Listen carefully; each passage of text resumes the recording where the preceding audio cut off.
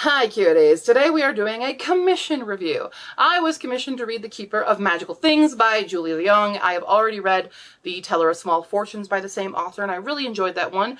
She is a cozy fantasy author as far as the series goes. It's not really a series, they're both standalones, but same vibes, same cover styles, things like that. With the Keeper of I almost said Keeper of Small Fortunes, Keeper of Magical Things, we have this main character named Certainty, who is an aspiring mage, and she has an affinity for communicating with magical artifacts. And this is kind of the only thing she really can do. She's not really great at anything else, which prevents her from actually becoming a mage. And she wants to be one so that she can help provide for her family in her small town, but she just can't seem to do it, and she's very worried she's going to be expelled.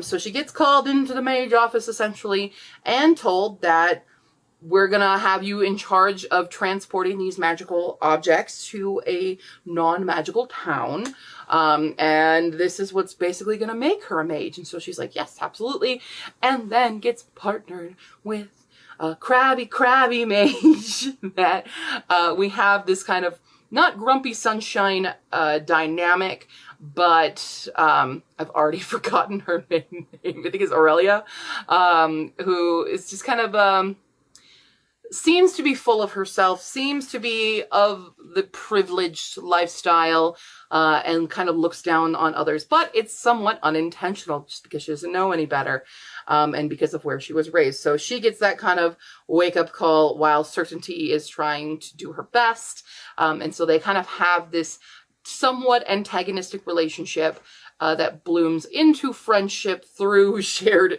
problems that they have to get through together to complete this mission, and bring in all these objects and things.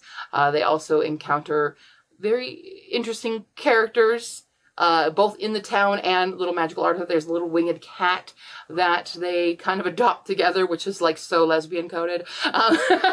What's the first thing you do when you get together with your partner? You adopt a cat. Tell me I'm wrong, okay?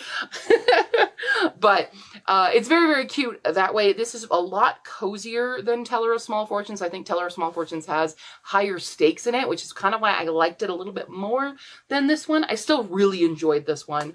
I think we had a pretty decent twists that were, for overall, just because I read the genre a lot, pretty predictable plot overall. But I'm not mad about that because sometimes predictability is safe, it's nice, it's refreshing when you're reading books. So that's why a lot of people like cozy fantasy, is because it is safer, it is nicer, it is predictable, you're kind of guaranteed that happy ending and stuff. That's why we read this for the most part. And I think this book definitely delivers on all of those promises that the genre demands. And I really like this. I thought it was very interesting to see how we got the found family aspect of things. That's one of my favorite tropes, is found family. And we definitely had that.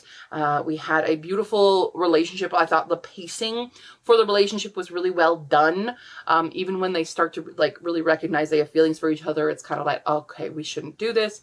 We're on, we're professionals, we're coworkers, platonic coworkers. Now, so I thought the pacing for developing that into a relationship was pretty well done overall. And, our twist of who the villain is and things, while predictable, not a problem. It kind of like the big climax of the scene where Certainty, they get into some trouble where somebody's bar burns down, and it's all blamed on them, and Certainty is the only one who's taking the fall for it, essentially. So there's a lot of conflict there. But it kind of felt like a little bit of that moment in Ella Enchanted in the movie version, where she has to defend herself, or really, like, Ella doesn't, it just gave me the same vibes because it's like a big spectacle of revealing of who the actual villain is. But having that band of found family to back you up, that's what I mean. It gave me those vibes, and that makes me very happy. And I liked that overall, and I liked seeing how, it all ended up for the two of them, and I think it's really fun. I also loved how supportive Certainty's family actually was of her, because both characters put so much pressure on themselves that's not necessarily there. A little bit more for Aurelia, because of her parents and how they are and their opinions about her being with a woman, was very like, yes, this feels like a very realistic situation in a fantasy world, but in our real world as well, it's kind of just parallels that. But I loved that Certainty's family was like, hey, it's okay if you fail at being a mage. Like, we'll be okay.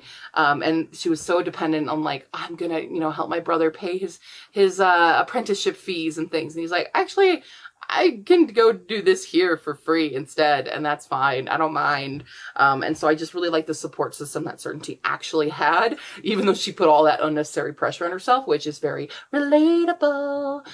So yeah, overall, I definitely like this one quite a lot. I'm giving it 4.5 stars. It's not quite a 5-star just because I think Teller of Small Fortunes was a 5-star for me, and I like that one a lot more. So anyway, highly recommend it. Thank you for commissioning it to me. I was already planning on reading this book at some point in time, but I didn't even have a copy yet. So much appreciated. Commissions are always open on my Ko-fi page. If you want to make me read a book as well, throw it in there and we'll see what I think.